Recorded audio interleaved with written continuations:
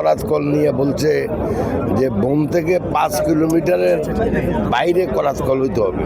তো আমার তো এটা তো আমি মন্ত্রণালয়ে কথা বলতে হবে, এর আগে তো আমি বলতে পারবো না। যেমন ইন্ডাস্ট্রি করতে হইলেও একটা দূরত্ব আছে, তারপরে আপনার করাতকলও হয়তো আরও খারাপ, কারণ ওটা তো গাছ কাটে। তো এটা নিয়ে মন্ত্রণালয় একটা সিদ্ধান্ত নেবেই, এই মুহূর্তে আমি জানি। মন্ত্রী মহোদয়, আপনি তো বলছেন যে জলবায়ু পরিবর্তনের কারণে ভূব্যবস্থা পানি স্তর নেমে যাচ্ছে, এই একটা দীর্ঘমেয়াদী পরিকল্পনার অংশ, যেটা যে খাল খনন, যাতে করে আমরা পুরা বছর একদিক দিয়ে পানি নিষ্কাশন যেন হয়, অন্য দিক দিয়ে যেন আমাদের সেচ ব্যবস্থার জন্য আমরা যেন পানি পাই। কারণ এই দুটা একটার সাথে একটা যদি আলাদা কাজ, কিন্তু যদি আপনার পানি না থাকে তো কোনোভাবে আপনি ফসল উৎপাদন করতে পারবেন না। তো সেজন্য আমি মনে করি যে এটাই দীর্ঘমেয়াদী কাজের একটা অংশ।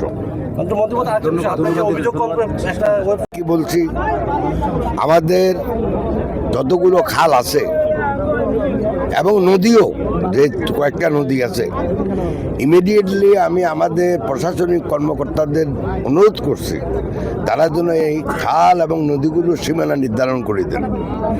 সীমানা নির্ধারণ করে দেওয়ার পরে তখন যদি কোনোটা দখলে থাকে তাহলে কথা হবে উদ্ধার কার্য।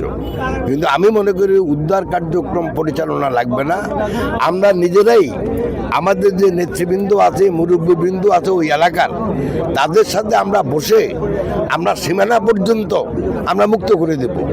তারপরে কিভাবে এগুলি খনন কার্যক্রম হবে, আমি বলছি যে 5টা আমাদের দপ্তর আছে যারা এই খাল খনন কার্যক্রম পরিচালনা করতেছে।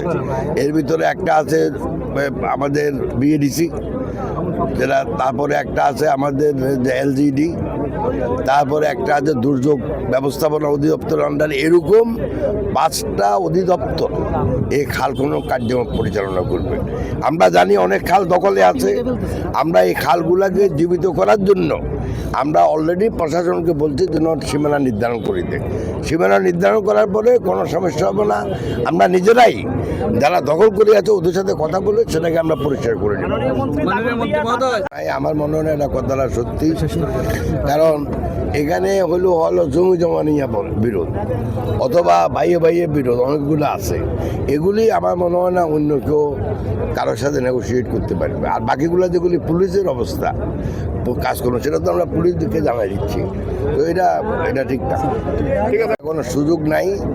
যখন সীমানাটা নিয়ে আমিও সবার সাথে বলবো যাতে করে খাল খনন কার্যক্রমে বা মৃত এই খালকে পুনরুজ্জীবিত করার জন্য কার্যক্রমে কোথাও কোনো রকম বাধা সৃষ্টি না হয়। সেটাও আমার দায়িত্ব নিয়ে কথা বলছে যে এরা আমাদের নেতৃবৃন্দ আছে, আমরা সবাই মিলেই এই কাজটা করব।